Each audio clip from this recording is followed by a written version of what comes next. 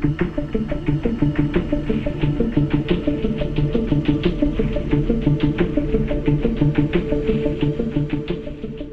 afternoon. You've just arrived from St Ives, I hear. St Ives in Cornwall, yeah. Fantastic. What's your name? Andy Smith. Andy. And you're here with this fantastic rally. BGS, yeah. BGS, yeah. Had it since 2015. Bought it from Ron Gammons, Brown and Gammons. But it's got a big history, this car. So, yeah, very lucky. Very lucky. Just for those that don't know about the car, give me in a few sentences what it achieved. It was built predominantly for the Pirelli Classic Marathon series. So Malcolm Gammons used it first in 1989, following Ron's construction of it. So it's built to full FIA spec. And the following year, Roger Clark and Tony Mason used it on the Pirelli Marathon, coming 7th. Was that 89 or 90? No, Malcolm was in 89 and he came 15th. Okay. In those days, you had about 120 entrants on the marathon.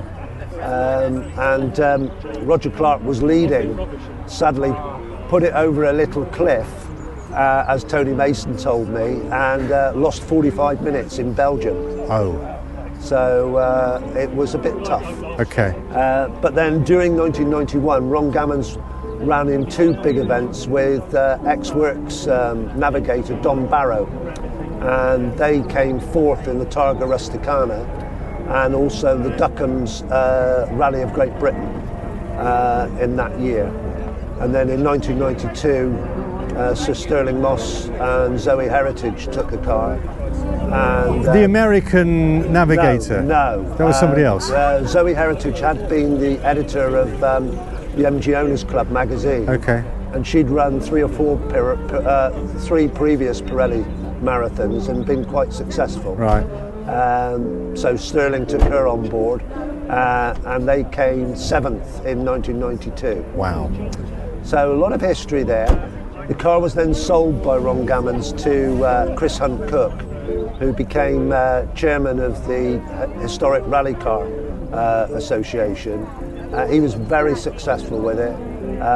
It came during the mid-90s. It won the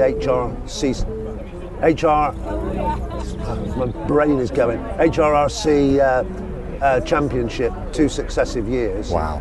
And in 2005 it won the HRRC trophy. Gosh. But its biggest single achievement was an outright win on the Le Jog Rally in 2007. And since then I've done quite a bit with it. Monte Carlo, Rally of the Test, Le Jog, and 3 big ones with the Class R of the Edinburgh Trial, the Exeter Trial and the Land's End Trial. Gosh. So it's still alive. Yeah. And, a great car to drive. I bet it is. Yeah. Thank you. That's so interesting. Obviously, you still love her. I love the car. It's 130 horse. Yeah. Lots of tweaks and goodies. Quite limited slip diff. Jerry Brown built engine. So yeah, delivers the punch when you need it. How was your drive up today from Cornwall? Tough.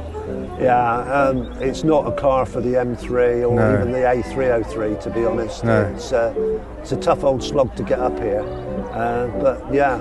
We do appreciate you coming, though. I'm absolutely thrilled to be here. You know, Brooklands is special to me. My grandfather came to St Ives in 1934 from Elm Road in Kingston. Oh.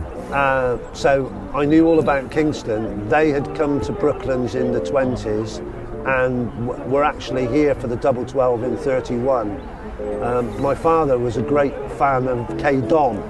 And when he was a boy, K. Don flew his aircraft up Elm Road at about 30 or 40 feet because he was going out with a girl at the bottom of the road.